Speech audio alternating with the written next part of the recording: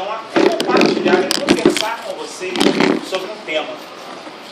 Diversos centros de Umbanda realizam isso, né? Sempre mencionam antes das suas sessões um tema para nós trabalharmos. O tema hoje que foi escolhido foi reforma íntima.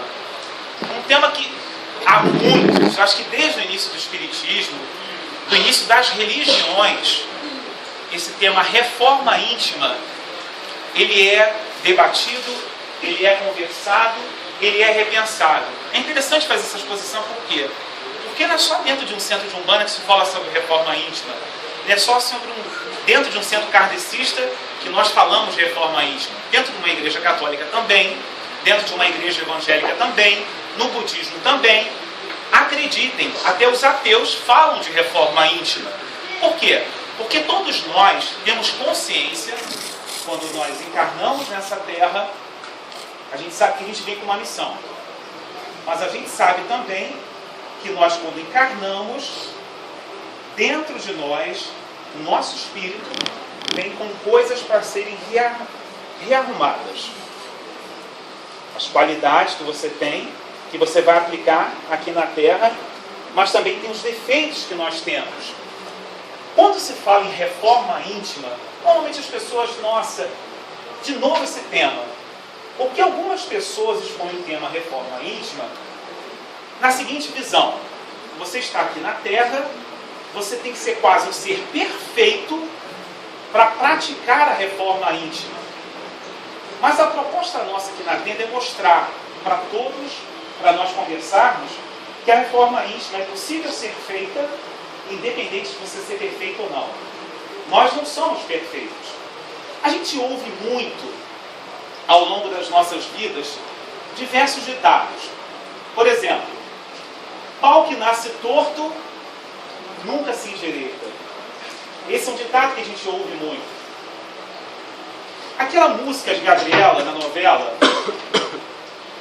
eu nasci assim, eu cresci assim, eu sou mesmo assim, vou ser sempre assim. Gabriela, sempre Gabriela.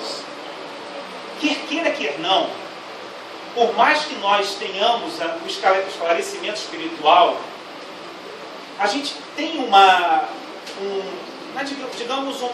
costume ruim. Ah não, eu nasci dessa forma, eu vou ser assim, se quiser, assim que me aceitem.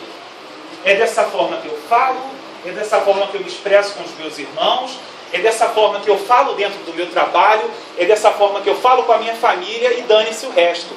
O grande problema disso é que muitas pessoas, tendo essa verdade dentro de si, acabam se no direito de passar por cima das outras pessoas.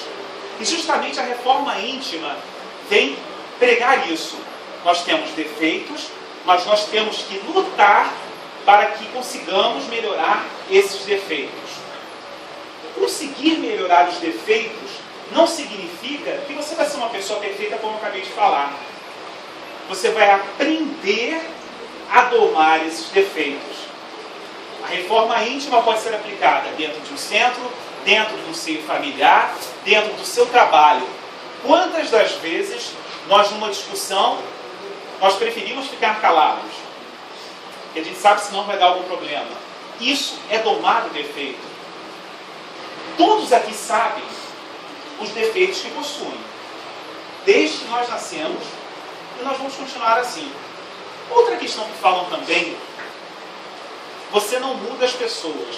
Realmente, eu não vou mudar você, eu não vou me mudar, a nossa mãe não vai mudar, ninguém vai mudar. Como foi falado na palestra sobre perdão, na última sessão antes do carnaval. À medida que nós desencarnamos, nós continuamos sendo a mesma pessoa. Mas, na verdade, o pulo do gato não é mudar. Eu não vou mudar, mas vou aprender a moldar o meu espírito.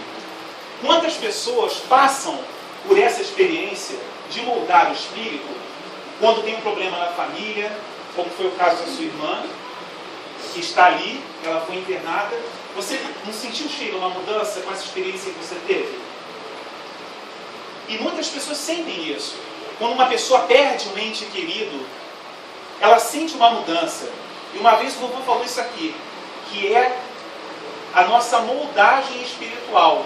Ou seja, eu não vou deixar de ser o Augusto, você não vai deixar de ser a Ângela e nem nenhum. Mas nós vamos moldar o nosso espírito através das nossas vivências. E tem um outro ditado. Nós falamos o pau que nasce torto não se endireita, mas também não tem aquele ditado do água mole em pedra dura, tanto bate até que fura? Ou seja, essa é uma prova que nós sim podemos aprender, que nós podemos melhorar. Reforma. Vou dar um exemplo bem prático aqui. Nós reformamos o centro antes de voltarmos às atividades. Para quê? Para trazer mais tranquilidade para a assistência, para garantir que as pessoas fiquem mais tranquilas. E eu me lembro que tinha um problema ali que já foi resolvido no telhado. Aquele telhado ali, ele é um telhado falso, porque quando chovia, era impressionante, parecia uma cachoeira aqui. E a água caía aqui. Ou seja, foi feita uma reforma para que nós melhorarmos. Se a gente colocar para a nossa vivência, realmente é a mesma coisa. Nós vivemos em constante reforma, em constante aprendizado. Eu separei muitas coisas aqui, falamos do espírito que muitas vezes é moldado. Bem, por fim, depois que tivermos buscado a humildade e compreensão do próximo, devemos fazer a análise sincera de nossa consciência e verificar se formos úteis em todos os momentos que tivemos a oportunidade. Que tal transformarmos o arrependimento em oportunidades futuras daqui para frente? Quantas vezes sentimos na pele as consequências dos nossos atos negativos? Nossa, eu não precisava agir daquela forma. Tinha necessidade de eu ter feito um comentário sobre aquela pessoa? Eu poderia ter feito diferente. E normalmente, toda vez que nós chegamos em casa, colocamos a nossa cabeça no travesseiro e relembramos tudo que nós vivemos hoje, seja no nosso trabalho, com a nossa família, nós fazemos aquela avaliação. Como que eu agi? Será que eu agi de uma forma boa, falando assertivamente com o meu funcionário, por exemplo? Só que tem um grande problema.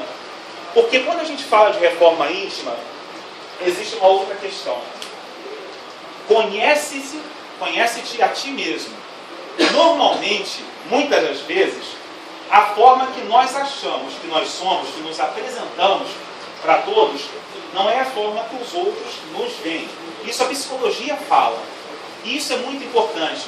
Você sempre vai fazer essa autoavaliação antes de fazer um ato que vai machucar uma pessoa. E muitas das vezes os nossos amigos, os nossos familiares nos chamam a atenção para isso. Que tom de voz que você está utilizando? Necessitava de você fazer daquela forma, de agir daquela forma? Vamos dar um exemplo? Num relacionamento. Seja um relacionamento entre um homem e uma mulher ou com os filhos. Normalmente, o ser humano tem aquela vontade de mudar a pessoa. Mas se esquece que, quando nós falamos de reforma íntima, a mudança tem que partir dentro de nós. Muitas das vezes, para resolver uma situação, para mudar uma situação, nós não percebemos que a mudança começa a partir de nós mesmos.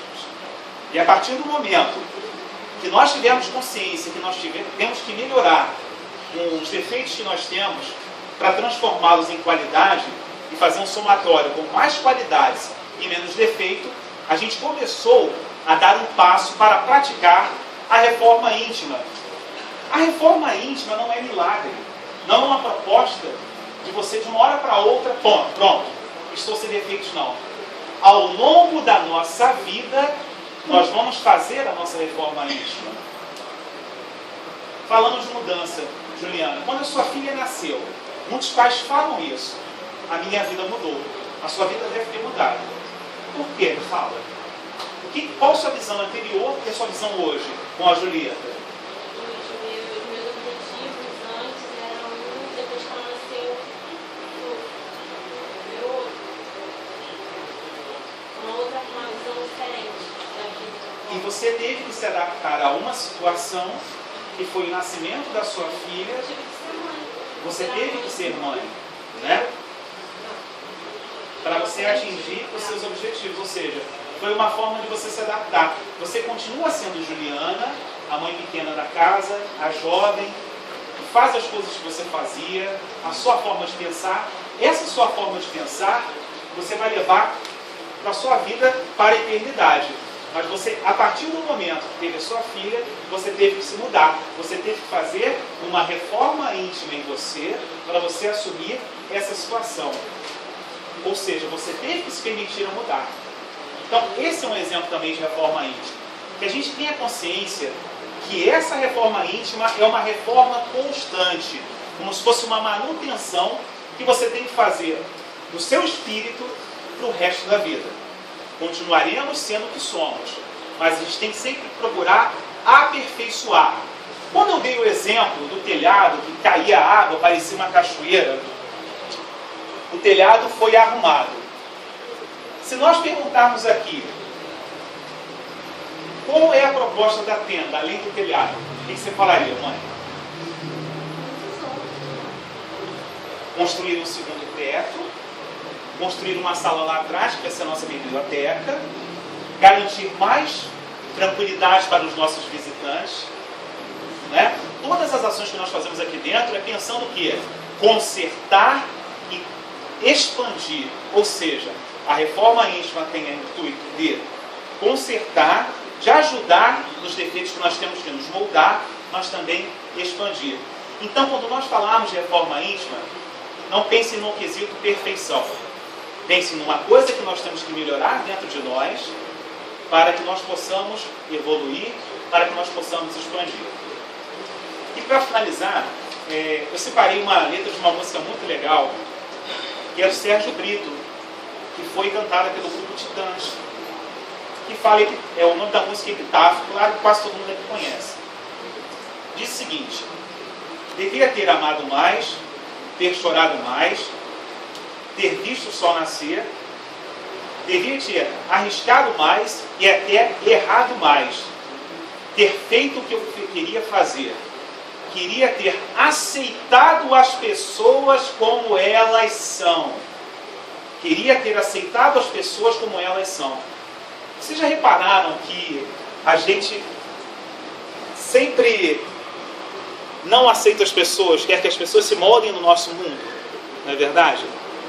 Hein, Germano? O que você acha? A aceitação não é um problema? Para algumas pessoas, sim. Para algumas pessoas, sim. Algumas pessoas querem impor a verdade delas. Continuando aqui. Cada um sabe a alegria e a dor que traz no coração. Com certeza. Cada um aqui sabe que por trás dessa carne, no seu espírito, o que você tem que ser arrumado e quais são suas qualidades. Todo mundo sabe disso. Por mais que nós tentemos, ao longo do tempo, esconder os defeitos que nós temos, em algumas situações eles vão aparecer. E se você não tiver feito uma reforma íntima, se não souber domar aqueles seus defeitos, eles vão como que explodir. E as pessoas em volta vão saber o que é. Então todos têm consciência dos defeitos que nós temos. O acaso vai me proteger enquanto eu andar distraído, o acaso vai me proteger enquanto eu andar.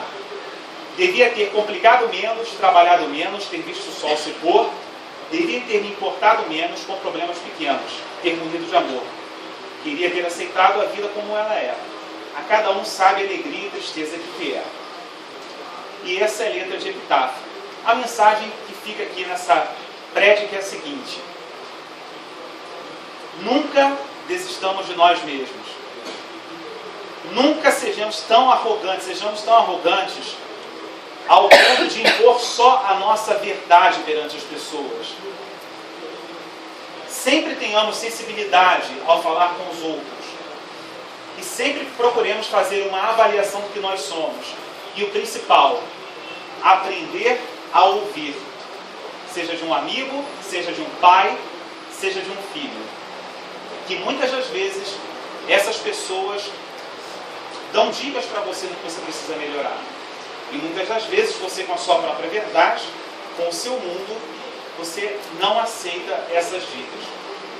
Reforma íntima é isso. Reforma íntima é possível é necessário ser feita e com certeza, eu não tenho dúvidas, que sempre vai ter uma pessoa ao seu lado para ajudar, sempre vai ter um amigo para te apoiar, sempre vai ter um guia para esclarecer você, sempre vai ter uma pessoa para ajudar, para orientar, para falar, para apoiar. Porque é impressionante, quando você fala o seu problema para uma pessoa, normalmente é um problema que a pessoa também possa estar passando. E ela vai te ajudar nessa reforma íntima também. Para finalizar, um dos nossos próximos temas, nós, espíritos encarnados, nós temos essa consciência de fazer a reforma íntima com nós mesmos. Isso é tão importante que até os guias que vêm aqui também fazem uma reforma íntima a partir do momento que eles se dispõem a estar no terreiro, a aprender. Os guias também aprendem. Os guias também estão em processo de aprendizado. Os guias não têm resposta para tudo. Se os guias estão aqui trabalhando conosco, compartilhando todo esse espaço, é porque também eles têm a humildade de saber que, como espírito, apesar de ter uma visão espiritual mais apurada do que nós encarnados, eles também estão em processo evolutivo. Eles também têm as suas fraquezas. Eles também têm sentimentos. Não são super-heróis, como muitos imaginam que os guias são. E não são super-heróis. Então o guia também está em processo de aprendizado. O nosso querido guia, que senta aqui, ao redor do terreiro, para conversar com a gente, também tem consciência que é necessário fazer a reforma íntima, até o momento de chegar a hora dele partir para outro plano espiritual. Mas por enquanto também ele está fazendo a reforma íntima com a gente na Terra. Muito obrigado e uma boa tarde.